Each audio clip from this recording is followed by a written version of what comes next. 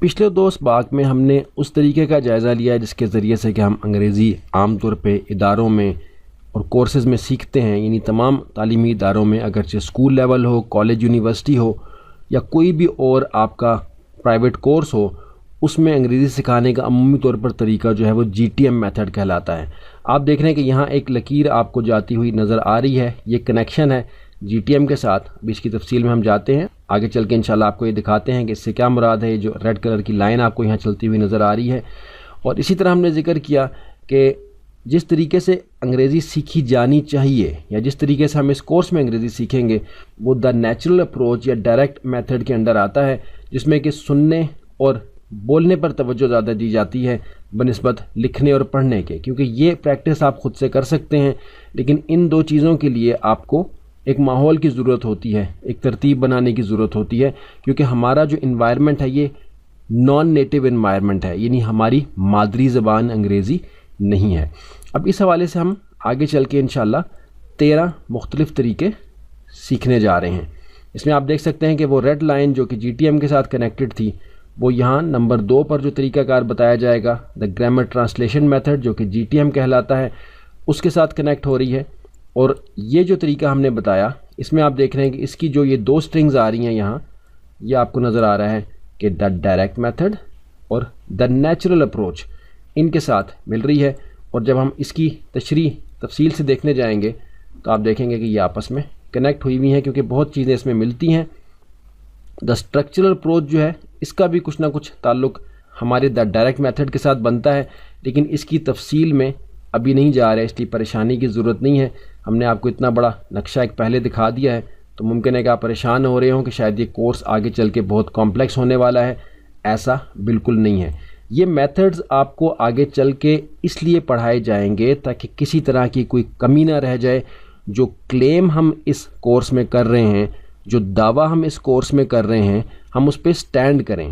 ہم اس پہ کھڑے ہوں۔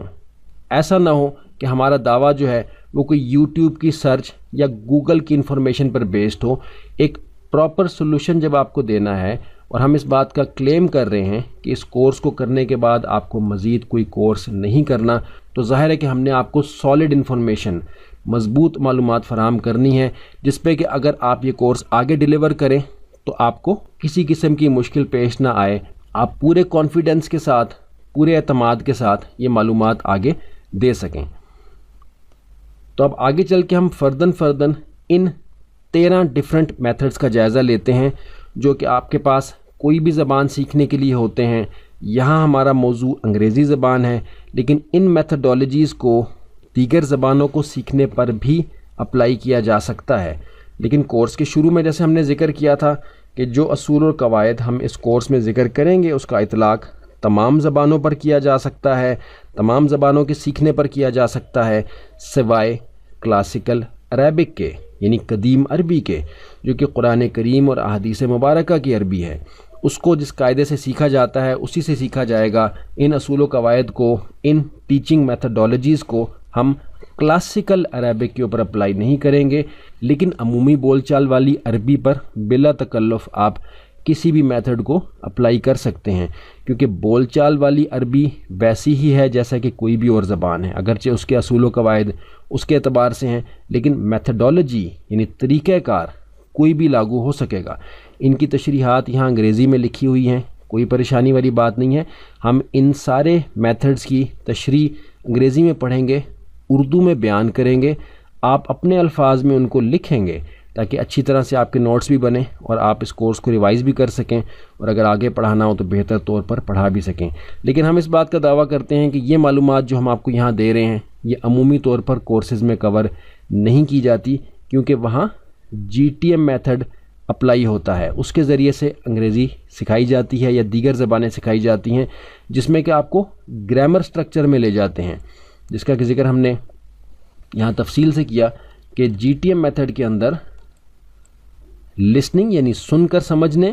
اور سپیکنگ اور بول سکنے کی صلاحیت کو بہتر بنانے پر توجہ نہیں دی جاتی۔ اس میں گرامر کے قواعد و ضوابط پڑھائے جاتے ہیں اور زیادہ توجہ ریڈنگ اور رائٹنگ پر ہوتی ہے، لکھنے اور پڑھنے پر ہوتی ہے کہ لکھائی اصول و قواعد کے مطابق بہترین سے بہتر ہو اور پڑھنے کی صلاحیت بہتر ہو جائے، وہ بھی کوئی ٹیسٹ کرنے کا طریقہ عام طور پر نہیں ہوتا، زیادہ توجہ جو ہے وہ قواعد کو زبانی یاد کرانے پر اور امتحانات پاس کرنے پر ہوتی ہے۔ اس کا ذکر انشاءاللہ بھی آگے چل کے جب ہم جی ٹی ایم میتھڈ کی تفصیل کور کریں گے تو اس کے اندر بھی انشاءاللہ آ جائے گا۔ تو یہاں تک آپ نے بات سمجھ لی کہ اب ہم آگے کرنے کیا جا رہے ہیں، اور یہ بھی آپ نے سمجھ لیا کہ پہلے کون سا طریقہ ہمیں دستیاب ہے، کس طریقے پر ہم نے عمل کرنا ہے، اور دیگر جو طریقہ کار موجود ہیں لیکن اس کے بارے میں عمومی طور پر نہ تو طلباء کو پتہ ہے، اور حیرت کی بات یہ ہے کہ اساتذہ کو بھی عمومی طور پر پتہ نہیں، اور جن کو پتہ ہے وہ مجبوری کا اظہار کرتے ہیں کہ جی ہم مجبور ہیں جی ٹی ایم میتھڈ کو فالو کرنے پر، اگرچہ وہ یہ جانتے ہیں